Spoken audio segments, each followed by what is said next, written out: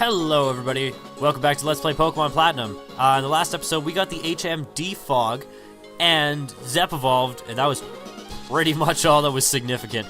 And today we're going to be going north. We might make it to the next city, which in all honesty... No, I can't remember what it's called. Veilstone, I'm pretty sure. Veilstone City, I think that's what it is. I always want to call it Pastoria, because Pastoria is like my favorite city in the game. But, no, it's not Pastoria. Unfortunately, that's where you go if you go south from Hearthome instead of east. I can't get my directions straight right now. Anyways, there's trainers and Pokemon and stuff here. New Pokemon you can find here include Scyther, which is very, very good, but I think you can only find it in Platinum. Not entirely sure. And you can find Swablu here as well.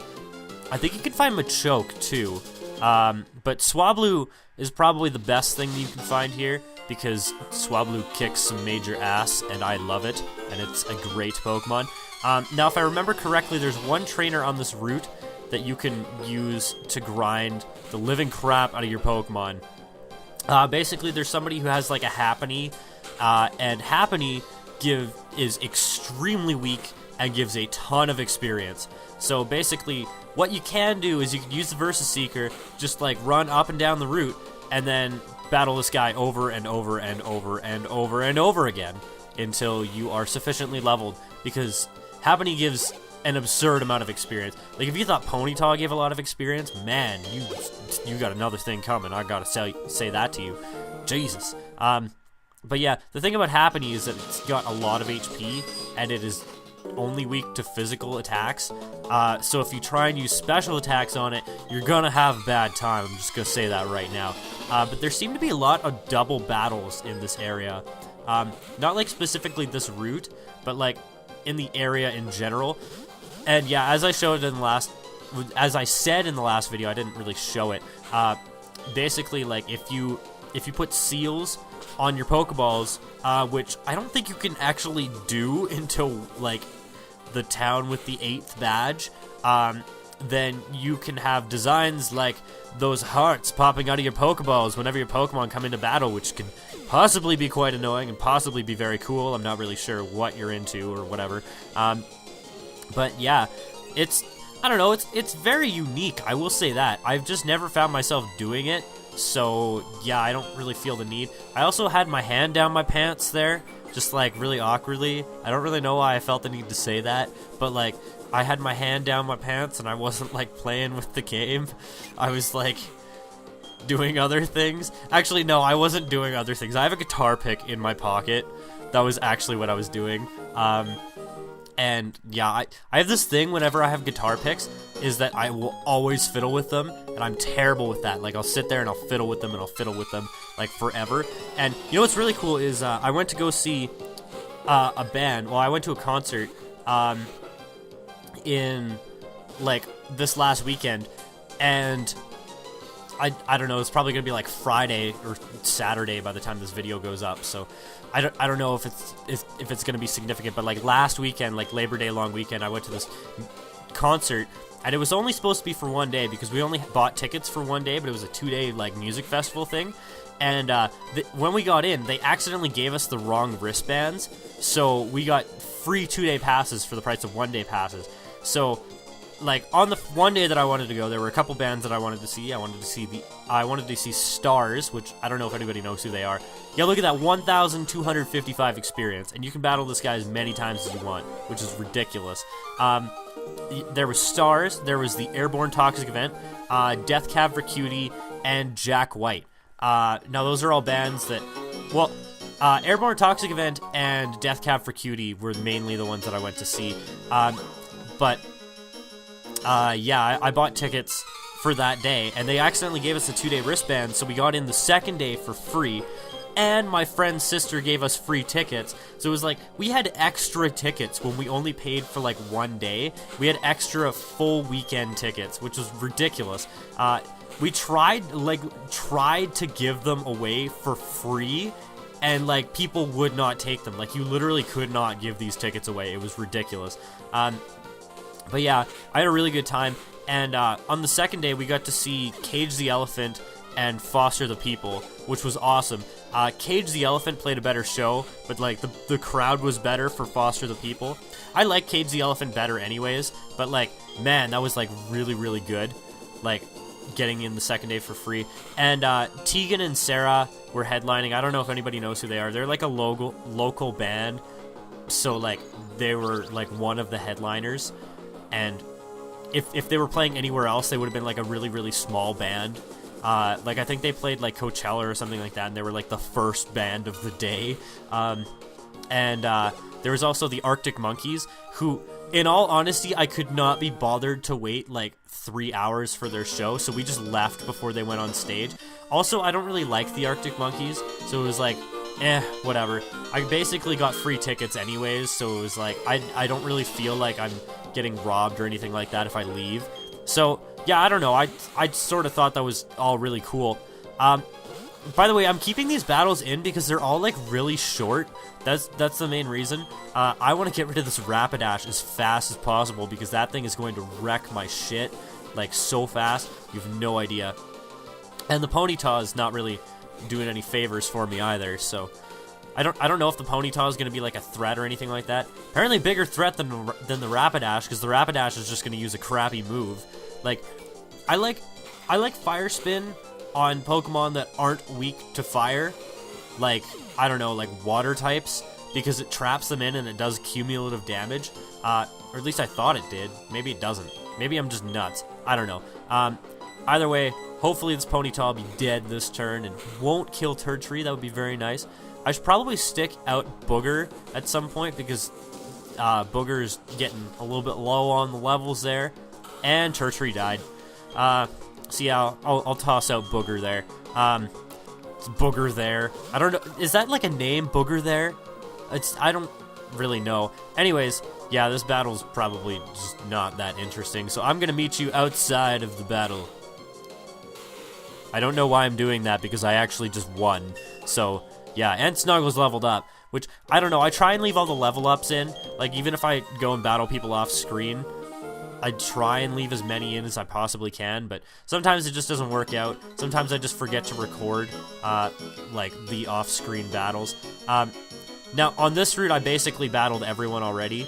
There's this person up here which will give you Roost, which is a very, very good move.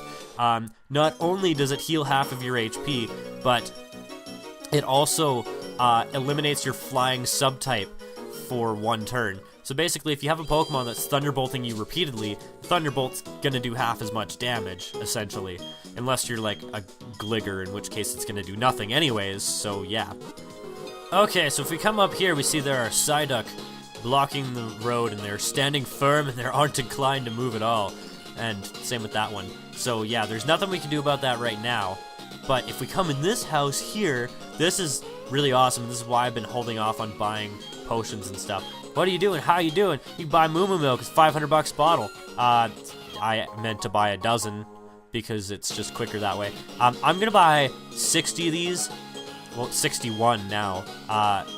But I will be one sec. I actually only decided to buy 49 because, in all honesty, this usually lasts me to the end of the game because not a lot of the Pokemon that I have will get 100 HP until like level close to 40 usually when I played this game. But this time in particular, as you can see, Zep has 125 HP at level 28, which is just absolutely ridiculous, by the way. Booger isn't going to be that far behind, and same with Turtree. I mean, Turtree will have less than Booger, but still, like, they're all going to have a lot of HP. The other stuff on my team, not so much. I mean, sure, Snuggles isn't doing bad in the HP department, but at the same time, it's not going to have nearly as much as any of the other people on my team. So, yeah, I'm not going to bother to buy as many just because it's not going to last me as long. And Hyper Potions aren't that expensive in proportion to how much they heal. I'm a collector and I love honey. Now, all these people will battle you, and I'm pretty sure that they rotate out depending on the day of the week. And seeing as though they're not, like, constant, like, they're not always, like, the same trainers, I'm probably just going to leave most of these battles out. Now, this guy here, am I recording? I should probably check and see if I'm recording. Hope I am. Yes. Okay, apparently I'm recording, which is very good. I never actually, like, remember clicking the record button, which is kind of sketchy, but whatever. Yeah, Munchlax here's the pre-evolved form of Snorlax. It's incredibly slow, but incredibly bulky, as you can see, because this is a baby Pokemon, and it's taking me, like, this much to kill it. Like, 2 Fire Spins and a Stomp. So, yeah, like, if you want a good, really, really bulky Pokemon, I mean, Munchlax/Snorlax is your man. Those are 2 really good Pokemon. But yeah, I'm gonna battle these other 2 or 3 people off screen, so I'll be 1 sec. Okay, so apparently neither of these 2 people want to battle. Youngster, have you seen the Psyduck huddled outside? Psyduck are Pokemon that suffer from chronic headaches. I'm afraid you'll have to wait for them to get better. Oh, that's unfortunate. Howdy, traveler. Some of our customers are rowdy types who want to battle. Do what you will with them, I don't mind. Except you'll destroy the place, as in, like, the start of Generation 5. I actually kind of want to replay Gen 5 again, because, like, everybody tells me that it's so good, but I hate it. Like, it's just, I think it's so bad. And I guess I want to probably go to the right here instead of down. But, yeah, I really don't like Generation 5 at all. And, like, I wonder if I just, like, didn't really give it a chance. But at the same time, like, I've played Pokemon Black, no, not Pokemon Black, Pokemon White twice now, and I played it once the whole way through, and the second time I got to the 4th badge, and, like, he did the thing where he's like, he takes you on the Ferris wheel, he's like, I'm like this guy who's a thing, and I'm like, this is so stupid, and I didn't even save, I just shut off my game. I was like, no more of this crap. Like, this is just terrible. Now, the thing that sucks about this battle in particular is that these are Bronzor. They are Steel Psychic types, and in this generation, they are only weak to Fire and Ground. Since all the Psychic weaknesses are negated by the Steel. And on this route in particular, Bronzor also has an ability, Levitate, and it sometimes has the ability Heat Proof, but Levitate makes it immune to ground-type moves. These Bronzor have the ability Levitate, so basically, the only thing that it's weak to is Fire-type. I'm going to delete Tail Whip, because that is a crappy move, but these guys are only weak to Fire now, and seeing as though it's raining, Fire is basically neutered. Now, you can go and use, like, a different weather thing, but I'm not going to bother with that because I think he only has the 1 Bronzor. I'm pretty sure if you're playing Diamond and Pearl, he'll have more than 1, but I think he has 3, actually, because I remember this battle being just, like, one of the worst battles in the entire game because I hate it so much. But he's got Bronzor, and he's also got Shieldon. Shieldon would be a better Pokemon name, I just want to say that right now. But Shieldon, is a Steel Ground, I think? It might be Steel Rock. Either way, it is one of the most defensive Pokemon in the game. Well, its evolved form is, at least.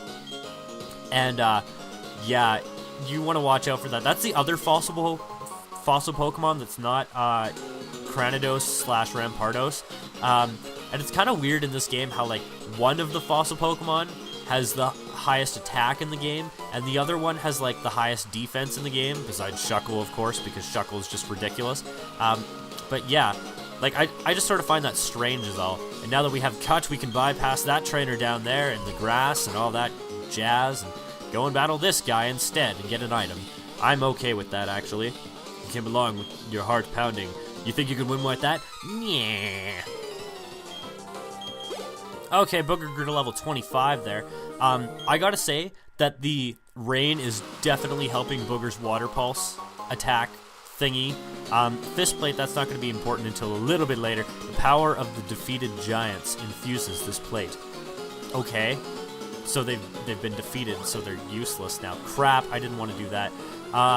This is one of those routes that, like, you can get back very, very easily, but, like, to get through it the first time, it sucks. Like, it just really sucks. I'm probably going to use a Repel here just because I seem to remember that this route is, like, really infamous for having a ton of wild Pokemon. Not entirely sure. If you can't tell, this is probably my least favorite route in the entire game. Actually, this is probably my least favorite spot in the entire game, is just like this spot right here. And that first trainer we battled on this route is probably my least favorite trainer in the entire game, which probably should say something about how much I dislike it. Over here, there is a hyper potion. Cool, I guess. I don't know. There's a battle at the end of this route that's also like really difficult. Like really difficult. Like sometimes I find myself like getting in a game over. It's not even like a boss fight too. It's just like a random trainer battle. And it's like really unnecessarily tough. And I don't really know why they felt the need to make it so hard. But whatever. Hopefully I'll be able to withstand it and persevere and stuff like that. This route isn't so bad if you can dodge most of the trainers. I'm going to obviously come back and battle them after the video is done. Ooh, Shockwave. I think I might try and teach that to somebody right now, because I can see that being very useful. Let's see here. Shockwave. Can anybody learn this? Please. Zep, you are the man. I must say that right now. This is such a weird Pokemon to give this to, but I don't care, because I'm not going to have an electric type on my team. I'm going to tell you that right now, because if you have a water type and you have a grass type, sorry, if you have a grass type, there's like really no point in having an electric type. Now this over here, those two trainers to the right, that is the hard battle that I'm talking about. I'm going to leave this in because it's really tough. If I remember correctly, hopefully I'm not like super over leveled or something. I'll take on anyone. It can only make me stronger. And I'm taking the Veilstone Gym Challenge, but first, yeah, these are basically two trainers that are the equivalent strength of you that you're battling, and they have 6 Pokemon, which is just ridiculous. Yeah, they got a Gligar and a Roselia to start. Gligar's one of those Pokemon that, like, if you don't have a water type, you're screwed. And if Roselia takes out my water type before I can take out this Gligar, then I'm going to be screwed. But I really don't have much for Roselia of the 2 Pokemon that I have out right now. But yeah, this is like just one randomly unnecessarily difficult trainer battle. That's just sort of what I think of it. And holy crap, that did a lot of damage. Wow. Wow. Oh my god. I'm gonna have to switch out Booger after this probably, just because it's gonna die next turn to a Mega Drain, and then that Roselia is gonna be like, oh, I got a lot of health back. Yeah, I'm gonna sit here and just be a lot of health and just like troll you because I just want to take all your health and stuff like that. And stuff, I don't even know what I'm saying right now. But yeah, I'm gonna go and I'm gonna grab Snuggles here, because he's so snuggly. Oh my god, he's so snuggly. I like to sleep with my Rapidash. Yeah. Yeah, I don't know how long these videos are gonna be, like the last 2 that I recorded, because this is like the 3rd one I've recorded in a row. And I think this is actually the most videos I've ever recorded for this LP in one sitting. Because I don't know why, but I've been like getting in the habit of having like really, really short recording sessions as of late. Like I'll do like 2 videos like every 2 days, or like 1 video and I'll just like record every day. And it's like, no, like I don't have the time to be doing that. It's just not something that I should have to do every day. But yeah, like I've had really, really short recording sessions, and it's been kind of weird to have like 2 or 3 videos at the same time. You know, I'm not going to learn Mega Drain just because Tertiary kind of has crappy special attack in comparison to its physical attack. No, I meant to hit A there. Give up on Mega Drain, there we go. And Snuggles gets a little bit of experience. Of course, it was a Buizel, so I'm not really expecting too much from it. And a Drifblim. Of course. Just, why would you not have one of those when it's actually an illegal Pokemon at this point? Because you cannot catch Drifblim. You have to evolve it from Drifloon, I'm pretty sure. And it evolves to level 28, so, like, why would you have that thing? Seriously, how? Like, did you just give it a bunch of cocaine and, like, wet the balls? And this is the reason why this battle is so hard, is because every time I fight this person, this Drifblim just sits here and it trolls me, and it, like, uses Ominous Wind, and it gets all its stats raised, and it's just, like, a big mess of a nightmare. And this Lickitung is just like really, really bulky, and it's really annoying too. I don't know. I'm gonna try and take out the Drifblim as soon as possible. You know what? I'm gonna I'm gonna Flame Wheel it too, just so maybe it won't get another turn. And Bite. Because Bite will do a decent amount of damage to Lickitung too, because it's just normal type. But I don't know why, but I always thought the normal types were really crappy when I was a kid. Oh, did Snuggles die? Oh, it's like 1 HP. I actually kind of want to see how much HP it has left. But this Lickitung's probably going to kill it. Hopefully not. Yep. You had to attack Snuggles. You just had to, didn't you? Thank you, dude. Thank you for being a total asshole. But this fight is a lot easier now because it's 2-on-1.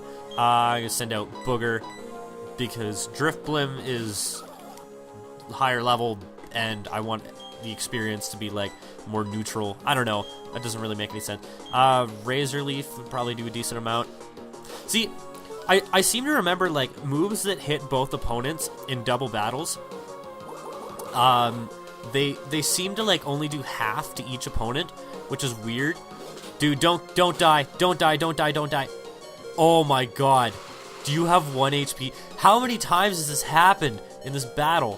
1 HP. That is just ridiculous. Like, how many times can that happen in one battle? But like, yeah, I don't know if the thing where like the attack is halved when you're hitting two opponents with it still works in a double battle where there's only one Pokemon on the other side like this. So I don't know if Razor Leaf is gonna have like its full power, if it's gonna be like a little bit neutered or anything like that. I don't know. And Ralts. I thought you had a Gyarados. Maybe I'm thinking of like Diamond and Pearl. I'm probably thinking of Diamond and Pearl. But anyways, yeah. Apparently they have a Ralts as their ringer, which makes no sense to me. They had really, like Roselia and Lickitung, which are two really good Pokemons, and Ralts, which you could have evolved into a Kirlia. Your conscience is crushed? Or confidence, I don't remember what you said. I think about Pokemon all day long. I was confident, you know? In a Pokemon battle, it doesn't matter how old or young you are. Your gender doesn't matter either. Nothing like that means anything. Yep, it is very true. You could get a 5-year-old that wins the Pokemon World Championship if they really know what they're doing. Or they could just get really lucky and just be like, I don't know, I'm just gonna out-predict this person even though I'm not actually out-predicting them, and just, like, basically troll the living crap out of the person who's, like, the world champion. Anyways, I'm gonna go and run to the Pokemon Center, which is way across town here. I don't know if there's any cutscenes or anything like that that I have to watch. Apparently not. And with that, I'm going to end this recording session of 3 videos, which is not really that long. So thank you guys very much for watching. I'll see you in the next one. Goodbye. Dat exactly 8 hours.